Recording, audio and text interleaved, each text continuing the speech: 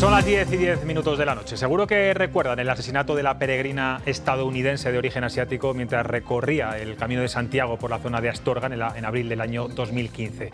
Se llamaba Denise Pica. Fue un caso muy complejo de esclarecer. La policía tardó 5 meses en resolverlo y el juicio fue uno de los más mediáticos de España porque también tuvo repercusiones diplomáticas. El senador norteamericano John McCain presionó al gobierno español y pidió por carta incluso a Mariano Rajoy, entonces presidente del gobierno, que aceptara la ayuda del FBI. El autor de este crimen despiadado, Miguel Ángel Muñoz, fue condenado a 23 años de cárcel.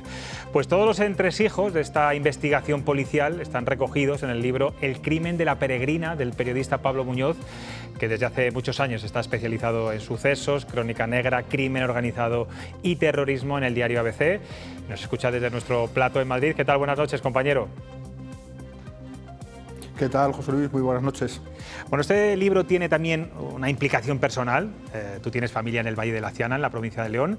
Hiciste el recorrido que hizo Denise, hablaste con todos los implicados en la investigación, con personas que se cruzó durante el camino, también con el hermano de Denise.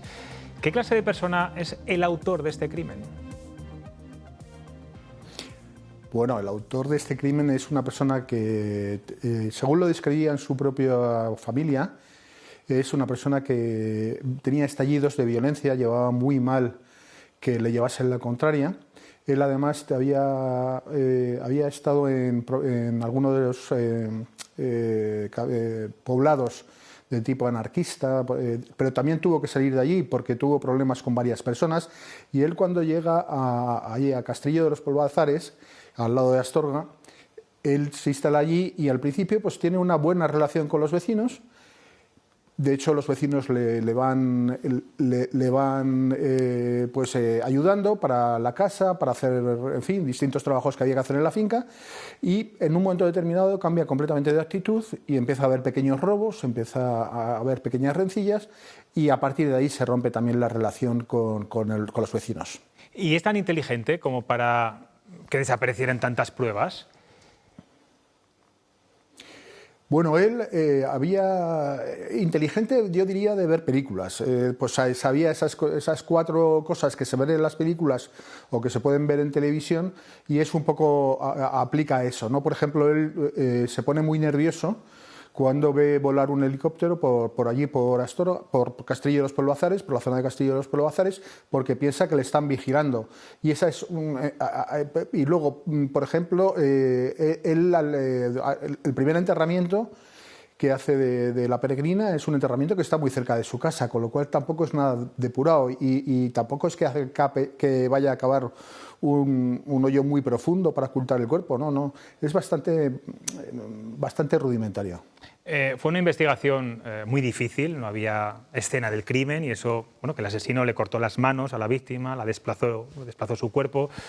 Por tu dilatada experiencia, Pablo, ¿es normal tardar tanto tiempo en esclarecer un crimen como este?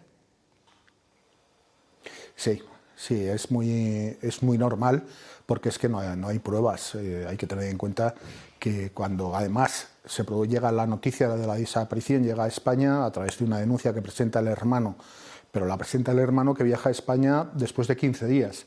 Y después de 15 días empezar una investigación de una desaparición que se ha producido 2 semanas antes, eso complica muchísimo las cosas. De hecho, sí, se siguieron muchísimas pistas, porque además nosotros pensamos que el Camino de Santiago no pasaba nada nunca en el Camino de Santiago, y luego se dieron cuenta cuando fueron ahondando en la investigación, pues oye, que había perfiles de individuos que estaban alrededor del Camino de Santiago y que podían concordar con la persona que había hecho desaparecer a Denise.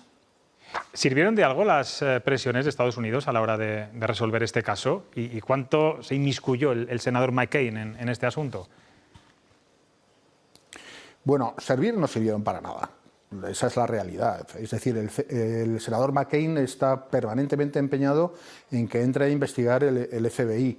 Y presiona al gobierno español, y el gobierno español le dice que es que en España hay una policía que es absolutamente profesional, con muchísima experiencia, y que está convencida el gobierno español que va a salir el caso adelante. Es verdad que aquí teníamos en la Embajada de Estados Unidos, aquí en Madrid, había el enlace del FBI, es una persona que conocía bien a la policía, que había trabajado mucho con la policía española y fue también una de las personas que hizo de parapeto a esas presiones que venían de Estados Unidos. Pero servir en el plano práctico no sirvió para nada. Es más, se cometieron algunos errores por parte de la embajada que retrasaron luego algunas cosas, no la investigación, pero sí, por ejemplo, la entrega de los restos mortales. Y Pablo, ¿tiene este caso alguna peculiaridad diferente que te haya sorprendido especialmente? Bueno, yo creo que la parte más peculiar de todo esto es efectivamente esa intromisión de Estados Unidos en la investigación. No esa intromisión, esa presión que ejerce Estados Unidos sobre los investigadores. Esa es una parte importante. Y luego yo creo que hay otra parte que también es interesante y es como un grupo operativo local de una comisaría pequeña, como es la de Astorga, hace un trabajo extraordinario en los primeros días bueno, y luego al final tiene un papel también muy importante en la resolución del caso y siempre en colaboración, pasado el primer mes, en colaboración con el grupo segundo de la UDEF, de la Comisaría General de Policía Judicial. Hay una colaboración entre los dos equipos muy importante, muy interesante y yo creo que se hizo un magnífico trabajo. No sé si has podido hablar con Miguel Ángel Muñoz, el asesino, sí, el asesino confeso, después de entrar en prisión, o si tienes interés como periodista en hacerlo.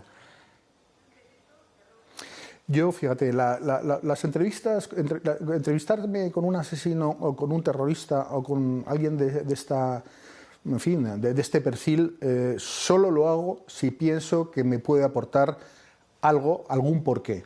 En el caso de Miguel Ángel Muñoz, la verdad es que es un tipo bastante básico. Es verdad que él es lector, porque él, por ejemplo, que tiene una ideología anarquista, tenía en su casa muchos volúmenes de biografías del Che Guevara, en fin, todo este tipo de literatura que él consumía bastante.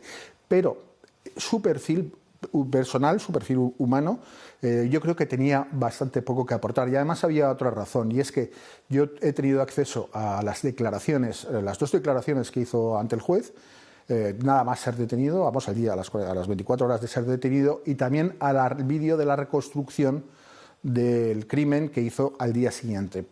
Y ya eso, junto con los testimonios de su familia, de su padre, de la que fue su pareja, en fin, de los vecinos de Castillo de los Pulvazares, ya me permitían trazar un perfil muy, muy preciso de cómo es este hombre. Y por lo tanto no había tampoco necesidad, porque el libro sobre todo se ocupa de lo que es la investigación. Una vez que está detenido y él ha confesado, el libro acaba ahí. Yo no sé si, bueno, conoces bien el Camino de Santiago, lo has hecho, de hecho, has estado haciendo el recorrido además que hizo Denis. ¿Crees que este crimen afectó a la seguridad del Camino de Santiago o ahora con el paso del tiempo ha quedado claro que fue un hecho excepcional? Yo creo que al principio hubo una gran alerta y por parte de las autoridades españolas, evidentemente, había mucha preocupación. Ese fue otro elemento de presión para la investigación, porque hay muchísima gente que vive del Camino de Santiago y que en el Camino de Santiago pudiera ocurrir una cosa de estas, bueno, pues era algo que afectaba muchísimo que podía afectar muchísimo a la imagen del Camino de Santiago, sobre todo en lo que se refiere a la seguridad. Es más, hubo momentos en que había peregrinos que se saltaban la etapa de Astorga, o sea, llegaban a Astorga y continuaban hasta la siguiente, pero ya bastantes kilómetros más allá, porque no querían pasar por donde ellos pensaban que había pasado Denis. Claro que afectó. Lo que ocurre también es, como siempre, que luego va pasando el tiempo y que la respuesta de la policía española fue muy eficaz y, por tanto, se pudo tranquilizar todo el mundo y ya en este momento nadie duda de que el Camino de Santiago es un lugar seguro y además se aprendieron lecciones y que se han ido aplicando y es ahora todavía más seguro. Pablo, llevas 20 años escribiendo e investigando sobre sucesos y crónica negra de este país en el diario ABC. ¿Cómo ha evolucionado este tipo de información? ¿Hay más censura o autocensura a la hora de contar ciertos hechos escabrosos? ¿Hay más límites en este tipo de informaciones? Porque es verdad que hay imágenes que ahora ya no se publican por ser excesivamente duras y antes sí se hacía sin ningún complejo. Sí, yo creo que hay dos cosas que han sucedido. Por una parte, se ha producido una espectacularización del suceso, que creo que es negativa. y por otra parte hay una cierta autocensura, pero hay veces que yo creo que esa autocensura yo la he tenido toda mi vida. Hay cosas bueno, que no se pueden contar y hay fotografías que no se pueden dar, porque tú tienes que tener un respeto por la víctima y por la familia de las víctimas. Pero dicho eso, es verdad que en algunos momentos puede haber una cierta autocensura de más. Yo creo que se puede contar todo, la clave es saber cómo contarlo. Fíjate, coincidía este fin de semana con Irene Villa.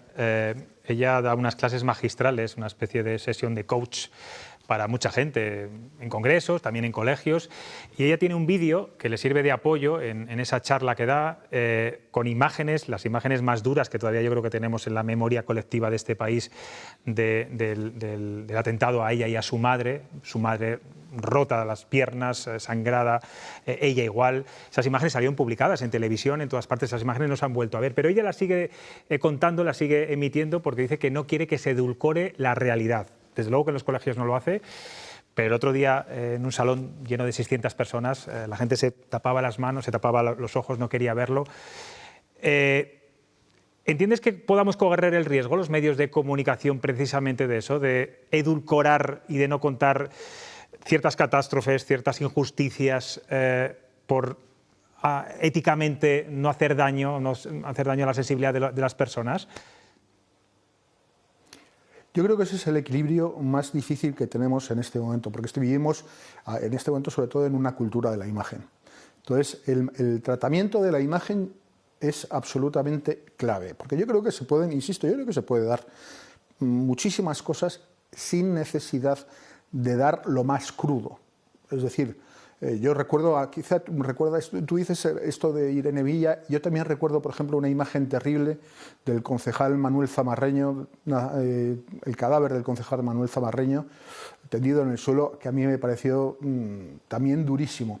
Yo creo que en las redacciones, en los editores de televisión, tenemos que, sin ocultar la realidad, sin ocultar la dureza de lo que a veces supone la vida, sí que tenemos que evitar esas imágenes que a veces ofenden la dignidad de las víctimas. Yo creo que eso sí que es importante tenerlo en cuenta. Insisto, creo que son pocas imágenes, ¿eh?